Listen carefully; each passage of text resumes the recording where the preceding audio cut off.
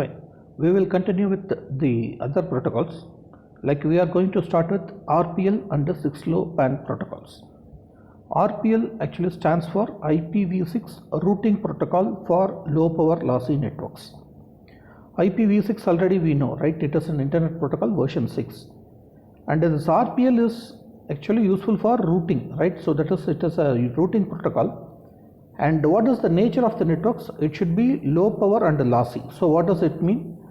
It has to consume minimum power, right? Most probably it will be a battery operated or something like that. And it should be a lossy network. In the sense, lossy network means some data will be lost during the transmission, right? So we are going to design a protocol for a low power, that is, it should consume minimum power and the network is lossy, right? And we have to route the data through such protocol, right? So that is actually the need for this RPL.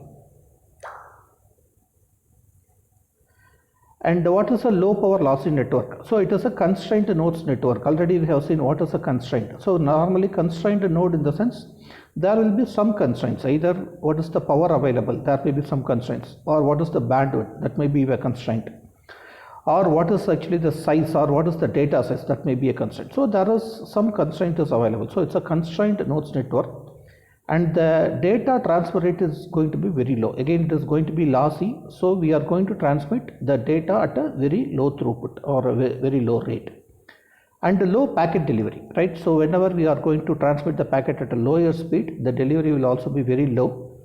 And when compared to your normal IP network, where my data packet is will be transmitted very fast because it's internet and all those hi-fi infrastructure is available. But in the case of IoT, we are going to have a low packet delivery and unstable links, because these connections will be very often, they will make the connections, at the same time they will break the connections, right? Because there are going to be plenty of sensors. Again, I said it is going to be a lossy network. So these connections will be highly unstable. So there will be many more or many number of breaks will be there in the connection. And IETF role, and this is RPL is a non-storing mode. Again, a non-storing mode in the sense, supposing I am going to have some data, then the data will be stored in some node. And supposing if the receiver node doesn't receive the data, again I should be able to retransmit the data. So in that case, it can be called as a storing node. But RPL is basically a non-storing mode. So it won't store any data. Whatever the data is available as the input, it will pass on to the next stage, right? It's a non-storing mode. And the data flow directs downwards in an RPL instance, right? So there are going to be so many nodes will be available. There is a top to bottom approach is there. And the flow from the root at the transport layer to child nodes. So again, we are going to have some child nodes. There are going to be some parent nodes will be there. There are going to be some child nodes will be there. So my data will be routed from the parent node to the child node. That is at the transport layer, right? And from the child node to the leaf node at the physical layer device node. So again, there are some child nodes. Of course, there is a parent node, there is a child node. And from the child node, the data will be given to the leaf node. Leaf node is actually the dead end, right? Because in a tree, you can see what is a leaf, right? That is the end point of any branch, right? So this data will be given to the leaf node, which is the physical layer device node. And in the RPL data flow feature, there are two signals are there. One is called DODAG, that stands for the Destination Oriented Direct Acrylic Graph. And the second one is DODAG, that is no share nodes.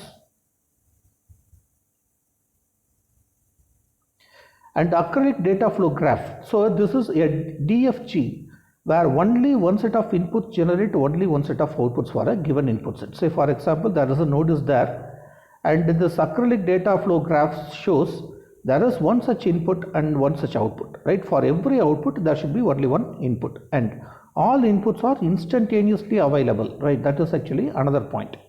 Supposing I am having some inputs are there, all the inputs should be available at the same time, right? Assume there are 3 inputs are there and 3 outputs are there, right? Or in the same input, there may be a group of inputs may be there, and in that case, the input should be available instantaneously, right? That is no delay should be there in between the inputs.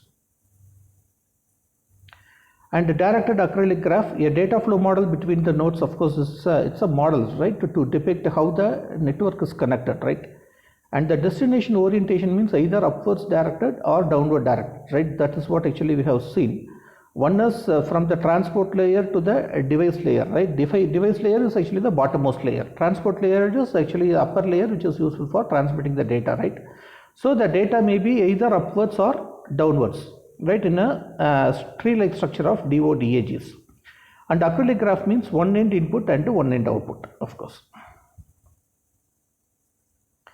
Then what are the features of RPL? Already we have studied. It's a routing protocol for this low power lossy networks, and the message exchanges using trickle algorithm, right? Trickle algorithm is something like how the water flows, right? That is a seepage of water, something like that. A similar algorithm is used here, and it is given by a standard RFC 62 nodes. Here actually what is RFC? Again, that's a new term we have to define now. The RFC is actually the request for comment, right? So in the computer science field, there are plenty of innovations happening every day. And how to validate all these innovations, or how to validate all these variations, right, in protocols. So normally what they do is the innovator, they will be giving this RFC, that is the request for comment, with some number, and that will be given in the public domain. And those who need that particular application will be using it, and they will be giving the comments. Supposing if the algorithm is working properly, or there are some problems, or there whatever it is, they will be giving the comments. And based on the comments, the developer or the innovator will modify the algorithm. So this is what actually normally this is happening, and this concept is called RFC numbers, right? So this is available there. And the RPL control messages, there are three types of messages. One is called a destination advertisement object. DIO stands for DODAG information object, and DAG information object.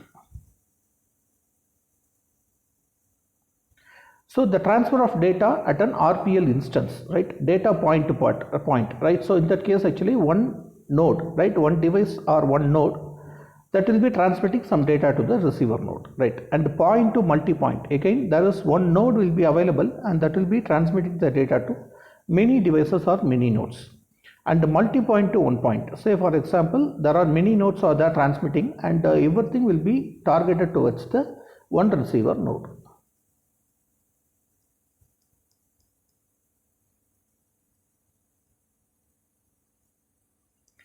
The next one is going to be the 6LoWPAN. That is another protocol which is similar to your RPL. And 6LoWPAN actually stands for IPv6 over low power wireless personal area network. Right here, what are all the things? Again, the low power is a common term, right? RPL is also a low power lossy network. Here again, it's a low power, and of course, it's wireless. That's not a problem. And the important point here is again IPv6 is again common for both the things. The main difference is this is actually based on the personal area network. What is a personal area network? So the personal area network is where all the nodes are separated by a small distance, something like 10 meters or something like that, right? Say for example, the network connection of your smartwatch, your mobile phone, and a personal computer which is very nearby, right, can form a personal area network. So that you can print the data from your mobile phone to the printer that is connected to the system. So this forms a personal area network.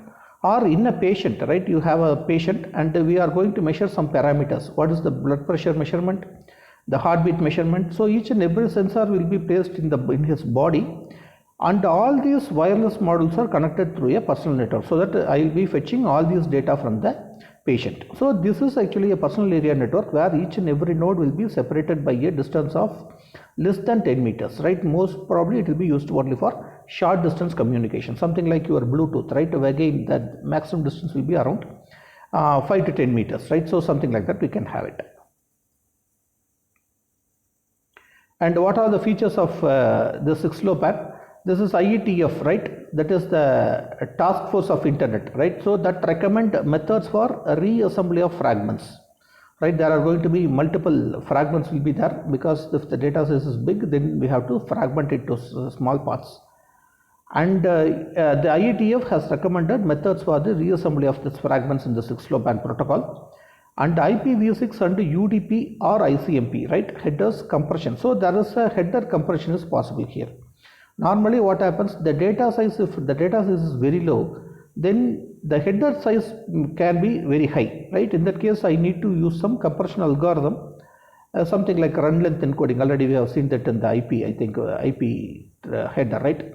So something like that we need to use it. So here the IPv6 and UDP headers, they apply a compression algorithm along with this. And there is a neighbor discovery. What is that neighbor discovery? Supposing I have a protocol available here, one node is there, and who is going to be the nearest neighbor, right? So that neighbor discovery algorithm is also applied here, and it supports mesh routing. There are so many routing mechanisms are there, and this is one such mechanism is mesh routing, right? Something like a mesh, right? And what about the data stack of the 6LoWPAN? At the adaptation layer, there is an adaptation layer where the data stack transmits to IPv6 of the internet layer, right? So there are some data which will be transmitted to the IPv6 internet layer, right? And a devices network, which is actually a nodes having low power and low speed, right? That is, of course, we had know that. And for example, we have a wireless personal area network nodes, I think that we have discussed, right? And this IEEE 802.15.4, right? So this defines the IP version 6 over the standard network nodes, right? So as I already told you, there will be some RFCs, and supposing if somebody says this RFC is not at all a problem, everything is right, and we can deploy it in the real-time application, then the IEEE will try to standardize, right? Normally this is called as an IEEE standardization, and they will be giving some numbers, right? That denotes the what is the standard for that. Now this IEEE 802.15.4 denotes actually the standard for this 6LoWPAN protocols, right? So they will be defining what should be the header structure and what is the information that is to be provided, what